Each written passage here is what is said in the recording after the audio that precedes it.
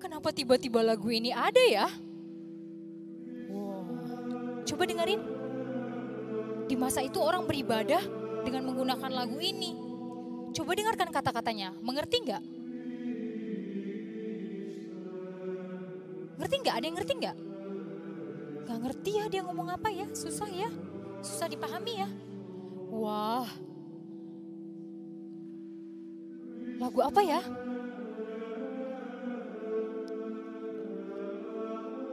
Gak ada yang tahu ya. Coba dengarkan baik-baik, tapi kayaknya enak ya lagunya ya.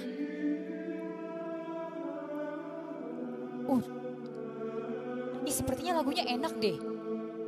Bagus ya.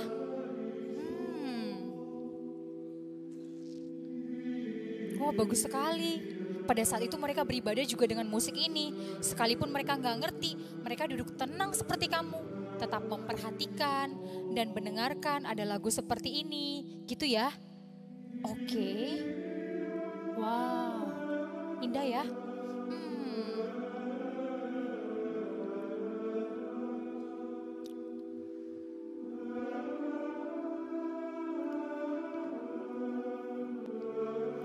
Bagus sekali ya. Ada siapa? Ada siapa itu datang? Ada siapa ya adik-adik? Saya takut saya mau turun aja. Takut. Kan sama saya, tapi kok belum datang ya. Banyak orang sekarang tidak suka tepat waktu.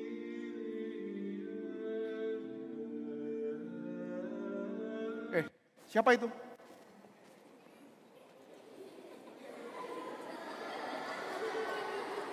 Siapa ini? Bapak namanya Pak Edi?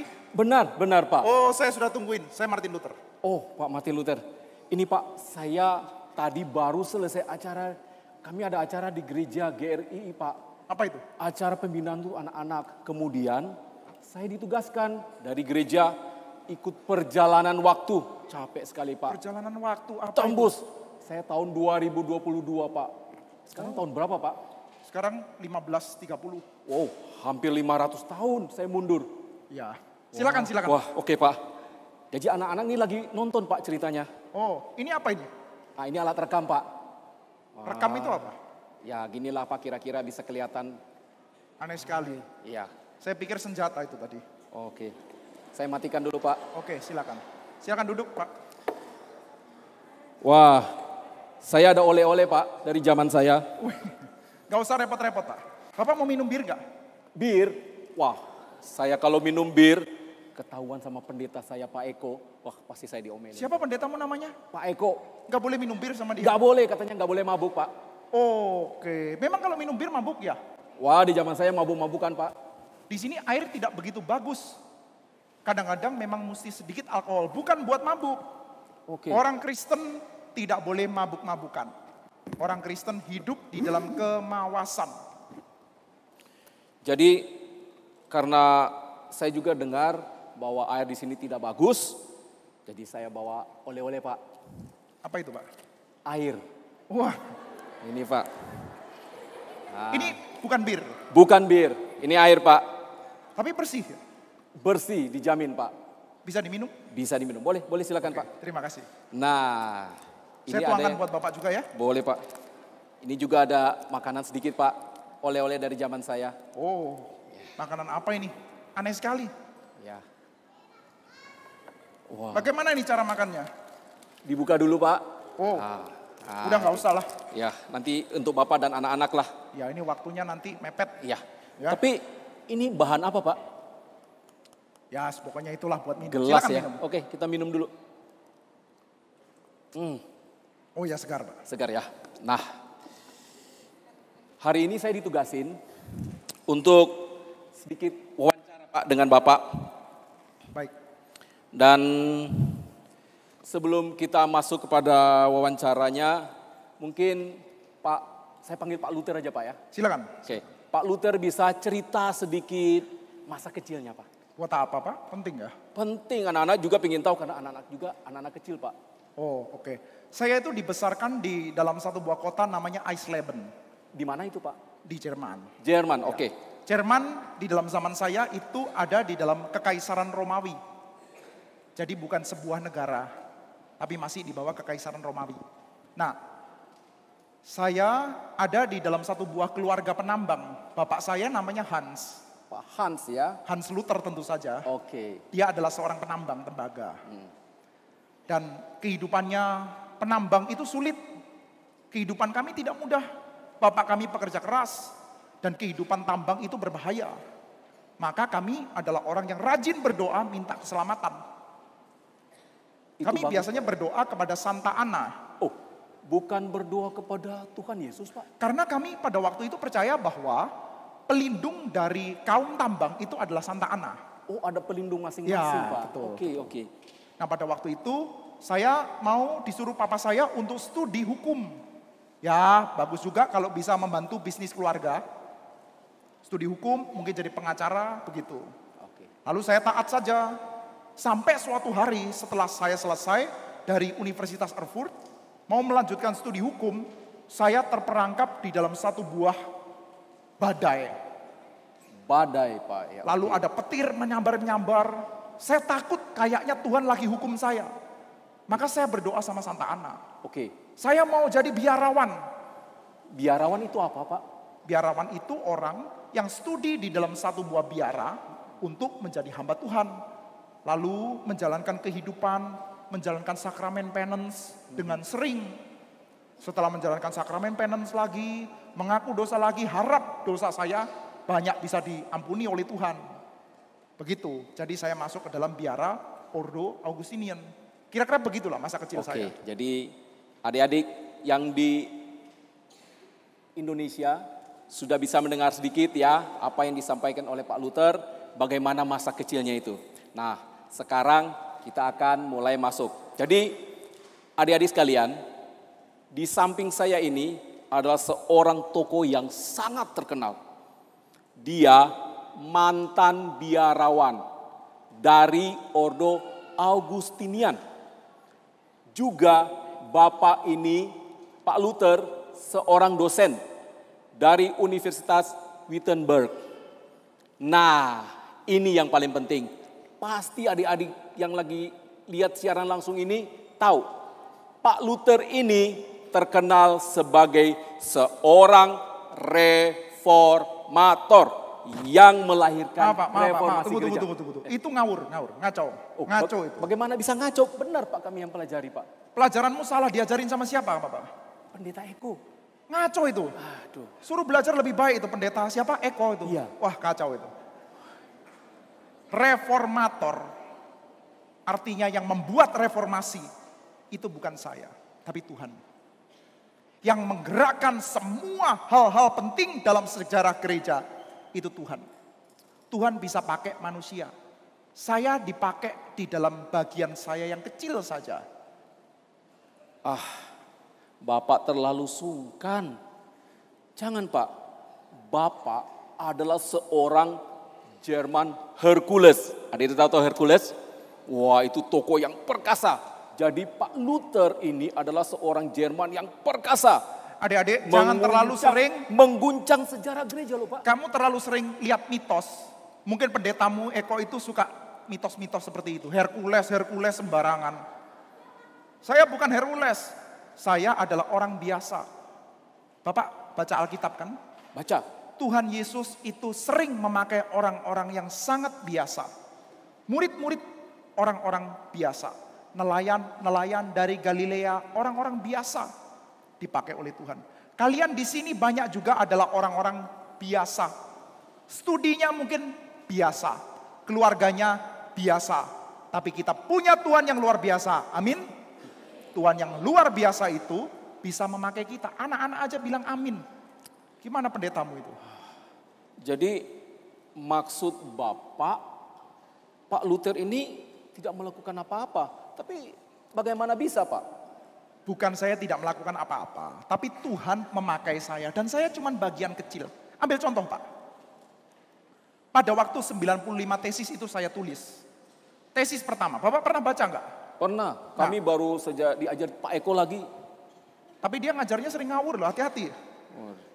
Di dalam tesis pertama, Saya sebutkan, pada waktu Tuhan Yesus di dalam Matius pasal 3 mengatakan bertobatlah, itu artinya adalah perputaran hidup. Kata-kata itu saya dapatkan dari Erasmus. Siapa Erasmus, Pak? Erasmus itu kawan saya. Oh, kawan, oke. Jadi saya juga sempat menerjemahkan kitab suci di dalam bahasa Jerman pakai terbitannya Erasmus. Jadi Tuhan bisa pakai Erasmus juga. Erasmus kawan saya itu dia pakai penafsiran dari satu orang namanya Lorenzo Valla. Yang menerjemahkan kata bahasa Yunani metanoia menjadi pertobatan. Tadinya di dalam bahasa Latin kata metanoia itu diterjemahkan sebagai harus menjalankan sakramen pengakuan dosa. Jadi Tuhan juga pakai Erasmus. Tapi saya kesal dengan Erasmus. Jangan marah sama saya, Pak. Saya kesal. Bapak Erasmus bukan? Bukan, Ya, Pak. duduk. Enggak apa-apa. Waduh. Enggak marah sama Bapak. Erasmus itu percaya sama free will.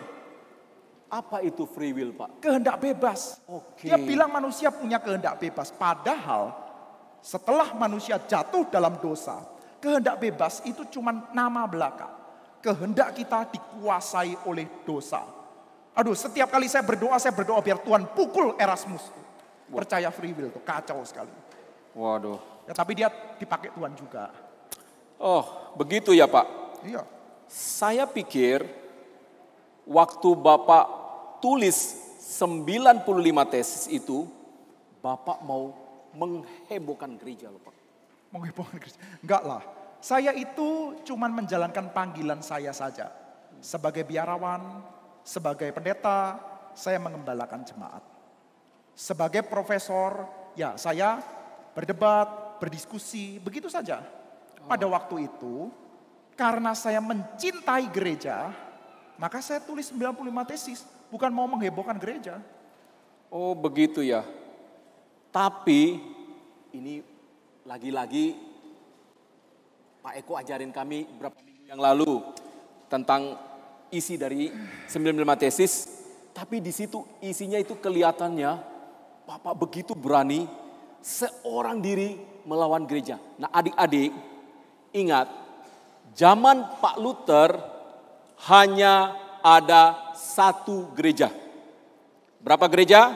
Satu gereja. Kalau zaman kita ada GRII, ada GKI, HKBP, GBI. Oh, banyak sekali, Pak. Itu gereja semua. Itu gereja semua. Agamanya Kristen semua. Kristen semua, Pak. Tapi zaman Pak Luther hanya satu gereja. Jadi kalau Pak Luther dikeluarkan dari gereja, dia tidak bisa ke tempat lain.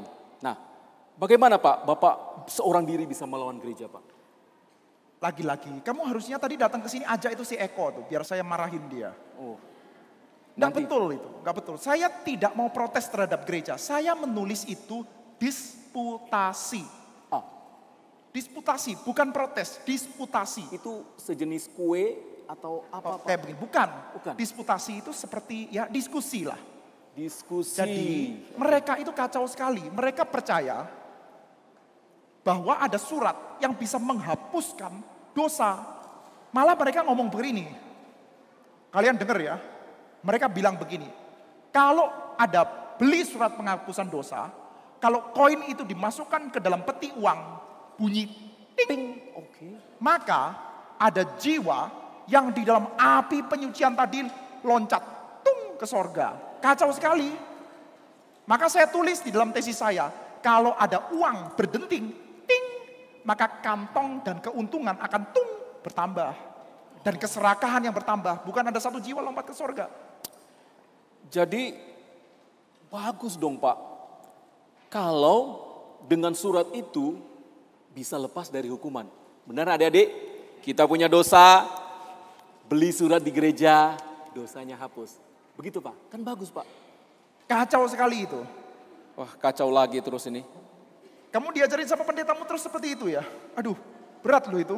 Kamu mesti cari gereja yang lebih benar, itu jangan-jangan bukan gereja itu. Atau pendetamu itu pendeta palsu. Begini.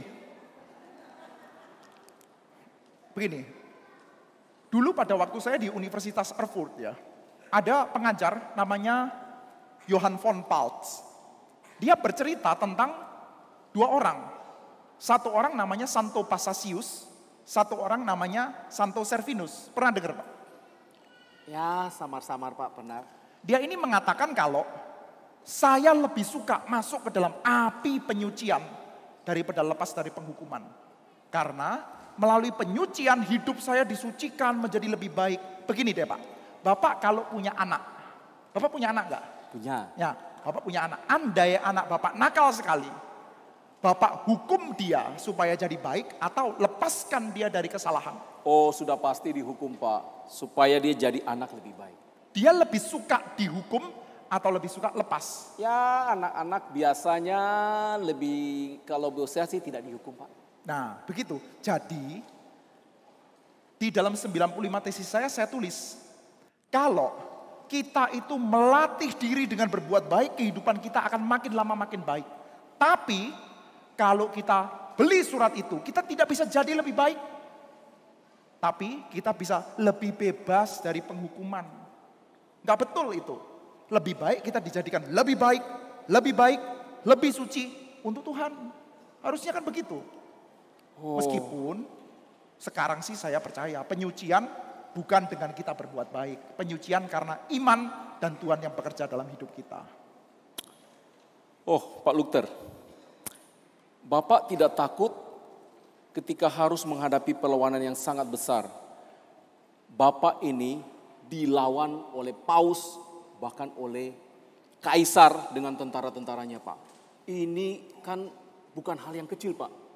Bapak takut nggak Pak? Ya takut sekali lah. Kenapa? Kata pendetamu saya nggak takut begitu. Iya. Waduh, tidak manusiawi pendetamu itu. Saya takut sekali, pasti takut lah. Pada waktu itu ya, orang kalau ngelawan paus dan hukumannya itu bisa dibakar loh. Dibakar Pak. Dan hukuman dibakar itu menakutkannya bukan cuman karena api. Tapi dibakar itu menjadi lambang kalau jiwa kita dibakar di neraka. Jadi menakutkan sekali. Dibakar sendiri panas dan menyakitkan. Apalagi jiwa kita dibakar di neraka sampai selama-lamanya. Pasti saya waktu itu takut sekali. Saya pikir Bapak begitu berani sampai nggak ada takut-takutnya. Mengingat tindakan Bapak ini mencerminkan keberanian yang sangat luar biasa loh Pak Luther. Saya takut sekali. Tuhan Yesus pun pernah takut loh. Ya kan, pada waktu dia berdoa di Taman Getsemani, adik-adik ingat gak? Dia mengatakan hatiku sangat gentar, seperti mau mati rasanya. Tuhan Yesus pun bisa takut, apalagi seorang Martin Luther, aduh takut sekali saya. Begini Pak, karena Bapak takut sekali, saya punya ide nih Pak ya.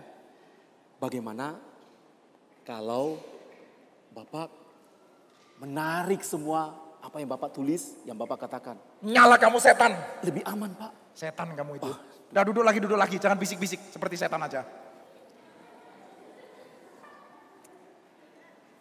Kita bisa takut.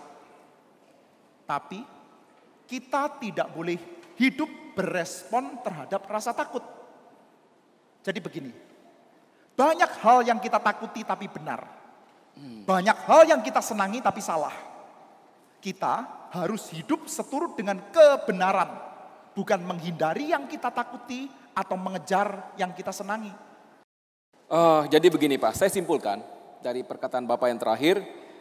Jadi meski takut terus berjalan karena ada kebenaran yang diperjuangkan. Intinya kalau ada hal benar, walaupun itu sulit, kita maju terus.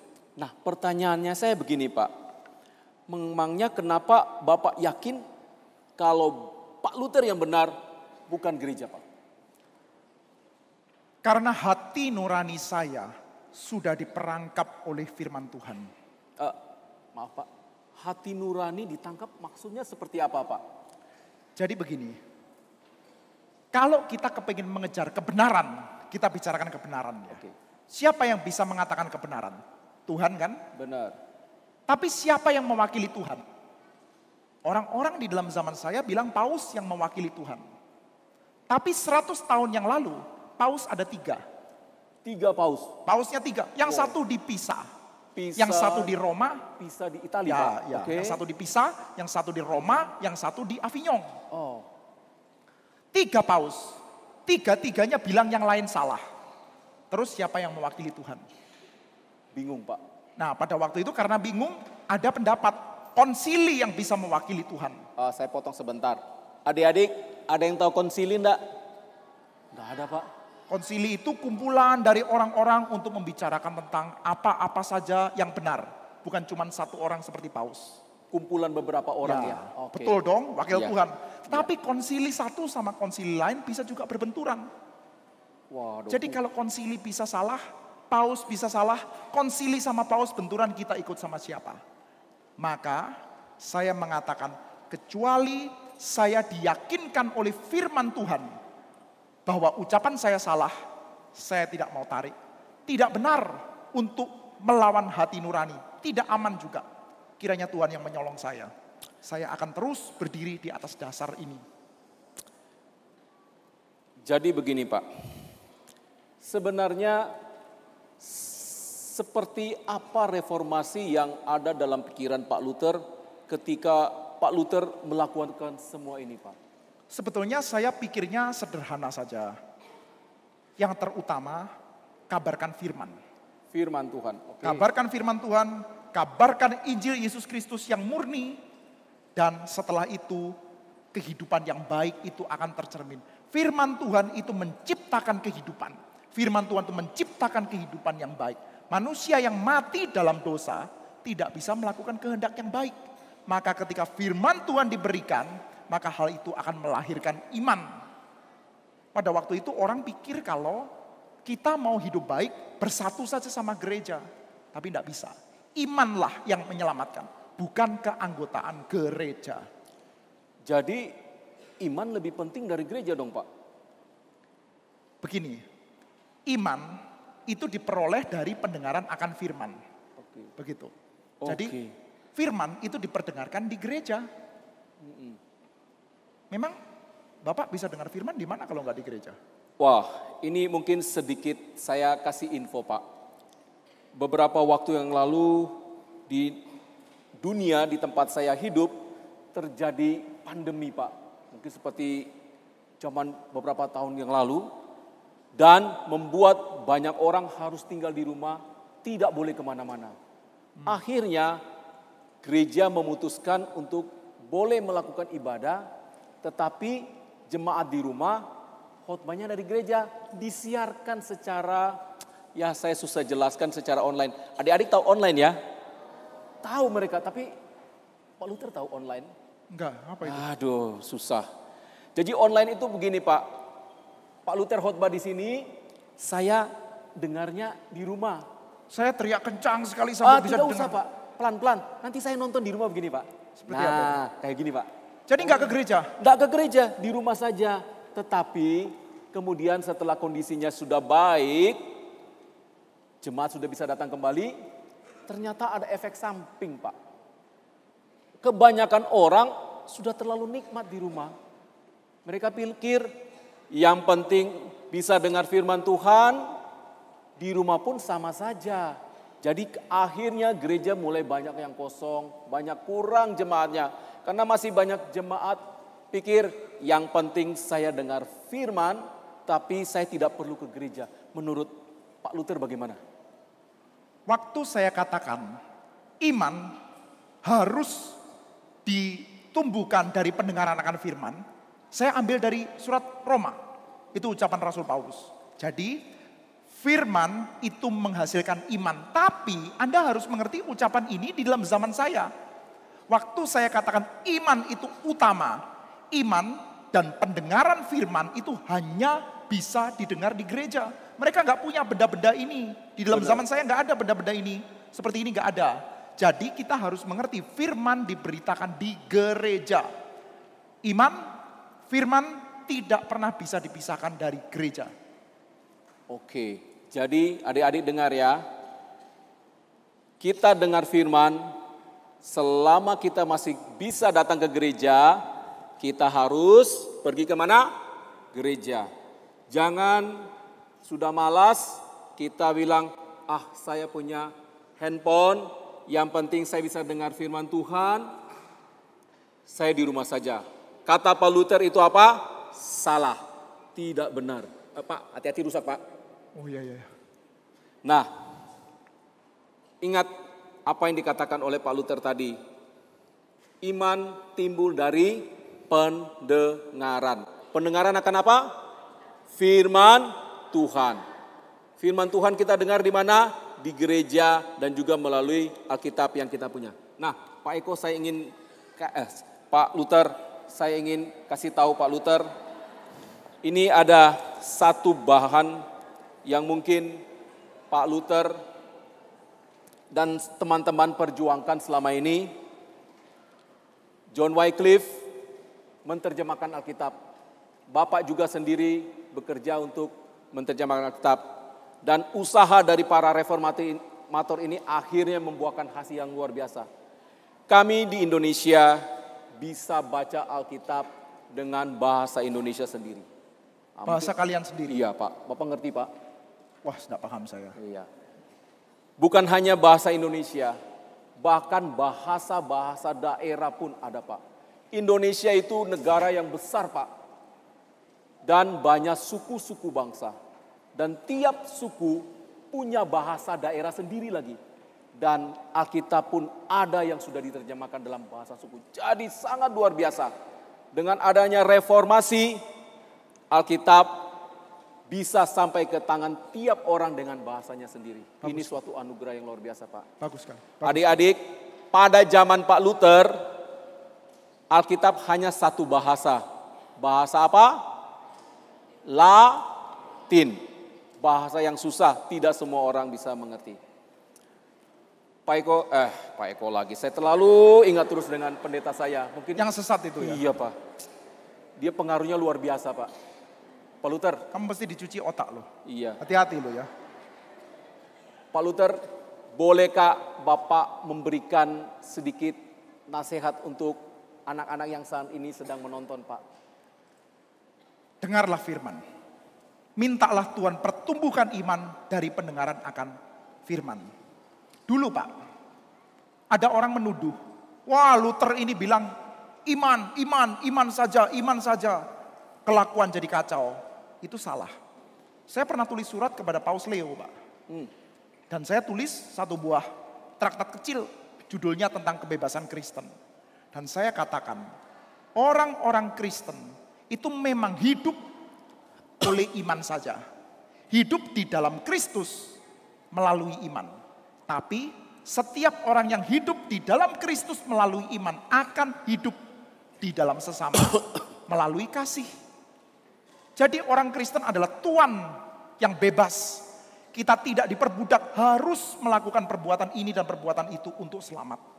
Kita selamat hanya dengan cara kita hidup di dalam Kristus melalui iman.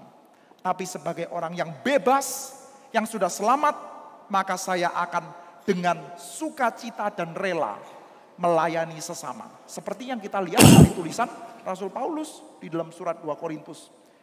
Ingat ya, hidup dalam Kristus melalui iman. Hidup dalam sesama melalui kasih. Adik-adik bisa ikut sama-sama? Silakan Pak Luther. Hidup dalam Kristus melalui iman. 1, 2, 3. Hidup dalam Kristus melalui iman. Hidup dalam sesama melalui kasih. Hidup dalam sesama melalui kasih. Pintar-pintar ini anak ini. Luar biasa. Sudah dengar firman Tuhan? Ya begitu. Terima kasih banyak Pak Luther untuk Sama-sama. waktunya. Saya sebentar lagi harus kembali lagi. Kasih tahu pendetamu ya. Iya. Reformasi bukan tentang orang. Itu perbuatan Allah.